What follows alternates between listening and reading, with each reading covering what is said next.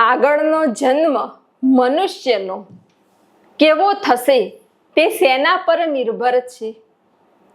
તો મૃત્યુ સમયે આ પ્રાણીના મનમાં, મનુષ્યના મનમાં તેના કર્મ પ્રમાણે જેવા સંકલ્પ હશે તે મુજબ આ પ્રાણ ઉદાન વાયુ સાથે મળીને મન, બુદ્ધિ, ઇન્દ્રિયોને લઈને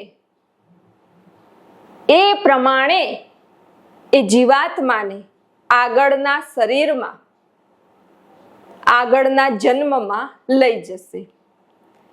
જો તેના સારા કર્મો હશે, પુણ્ય કર્મો હશે, જો જીવનમાં ગુરુ કાર્ય, સત્કાર્ય કર્યું હશે તો તેને મનુષ્ય યોનિમાં ઉચ્ચ ગતિમાં આ પ્રાણ લઈ જશે.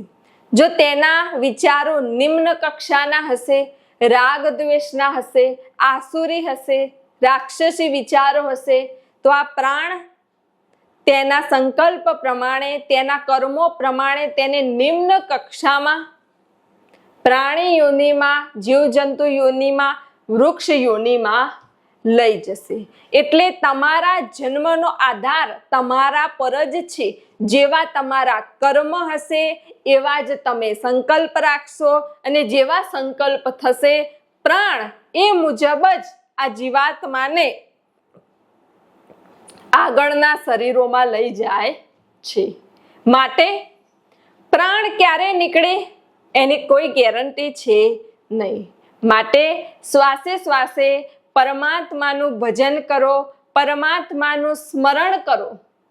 જેટલું બને એટલું ભજન સ્મરણ માં રહો, જેથી તમારી આંતરિક શુદ્ધિ થશે, તમારા હાથે શુભ કર્મો થશે, શુભ સંકલ્પો થશે, શુભ વિચારો થશે, અને તમારો જન્મ ઉચ્ચ કોટીમાં થશે.